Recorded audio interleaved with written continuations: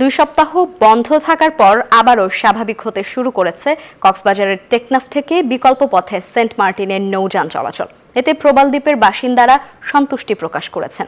আগামীতে নৌ চলাচল স্বাভাবিক রেখে সব ধরনের কার্যক্রম চালু রাখার দাবি তাদের। কক্সবাজার থেকে সিয়াম সোহেলের পাঠানো তথ্যে ও মোহাম্মদ ইউনুসের ক্যামেরায় ডেস্ক রিপোর্ট। শুরু হলো টেকনাফ সেন্ট মার্টিন দ্বীপে নৌ চলাচল।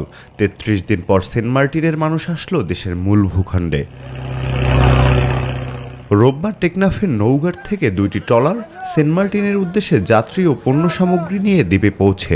অপরদিকে সেন্ট মার্টিন দ্বীপ থেকেও 3টি ট্রলার এবং আরও কয়েকটি স্পিডবোট যাত্রী নিয়ে শাহপরীর দ্বীপ জেটি হয়ে টেকনাফে পৌঁছে। আগের মতো স্বাভাবিকভাবে টেকনাফ সেন্ট মার্টিন যাতায়াত করতে পেরে খুশি স্থানীয়রা। দীর্ঘ 33 দিন পর যাতায়াত ব্যবস্থা খোলার পরে আমাদের সেন্ট মার্টিন দ্বীপবাসীর স্বস্তি পেরেছে আলহামদুলিল্লাহ। সেন্ট মার্টিন থেকে শাহপরী দ্বীপ পৌঁছেছি, আমরা অনেক সুন্দরভাবে আসতে পারছি, এখানে কোনো ঝামেলা নাই। এখানে আসার সময় কোনো ঝামেলা আমরা দেখি নাই, ঝামেলা হয়ও নাই।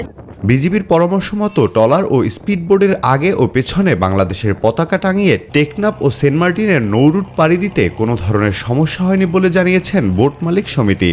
আমরা আজকে সেন্ট মার্টিন থেকে 3টি ট্রলার যাত্রী নিয়ে সাগরদ্বীপের উদ্দেশ্যে রওনা হয়েছি। ইনশাল্লাহ গুলারচর দিয়ে আমরা যে রাস্তাটা দিয়ে আমাদের রাস্তা দিয়ে আমরা চলে আসছি সাগরদ্বীপে, কোনো অসুবিধা হয় নাই।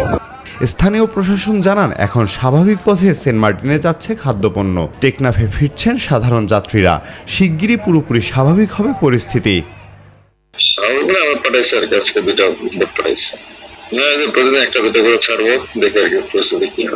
মিয়ানমারে চলমান সংঘাতের কারণে 4 জুন থেকে দ্বীপের সঙ্গে নৌযান চলাচল বন্ধ হয়ে যায়।